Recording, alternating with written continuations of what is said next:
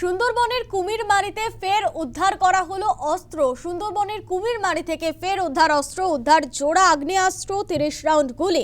আগেই অস্ত্র সহ গ্রেফতার তৃণমূল নেতা। ধৃত অঙ্কন মণ্ডলকে জেরায় আরও অস্ত্রের খোঁজ মেলে। ধৃতের বাড়ির পাশে পুকুর থেকে উদ্ধার করা হয়েছে অস্ত্র। ফোনে রয়েছে প্রতিনিধি প্রসেনজিৎ শাহ। প্রসেনজিৎ, ফের অস্ত্র উদ্ধার করা হলো সুন্দরবনের কুমিরমারির এলাকা থেকে, কি জানা যাচ্ছে?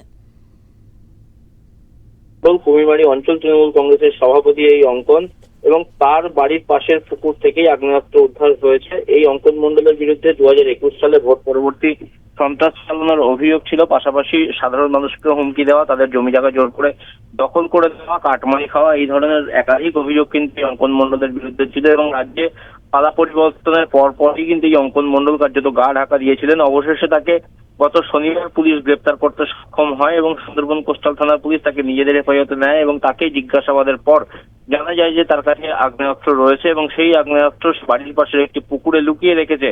এবং সেখানেই অঙ্কন মণ্ডলকে নিয়ে গতকাল রাত্রে তল্লাশি অভিযান চালায় সুন্দরবন কোস্টাল থানার পুলিশ এবং সেখানে এসআই দীপঙ্কর দাসের নেতৃত্বে এই তল্লাশি অভিযান চালানো হয় এবং সেখান থেকে দুটি আগ্নেয়াস্ত্র এবং 30 রাউন্ড গুলি উদ্ধার করতে সক্ষম হয়েছে পুলিশ। এবং এই অঙ্কন মণ্ডলকে আরো জিজ্ঞাসাবাদ করা চলছে, এই অস্ত্র কারবারের সাথে আর কেউ জড়িত রয়েছে কিনা, বা এই অস্ত্র সে কেন মজুত করেছিল, কোথা থেকে সে পেয়েছিল, এই সমস্ত বিষয় নিয়ে কিন্তু পুলিশ তদন্ত করতে চাইছে। পাশাপাশি আরো কোথাও আগ্নেয়াস্ত্র লুকিয়ে রেখেছে কিনা এই অঙ্কন মণ্ডল, সে বিষয়ে তদন্ত চলছে।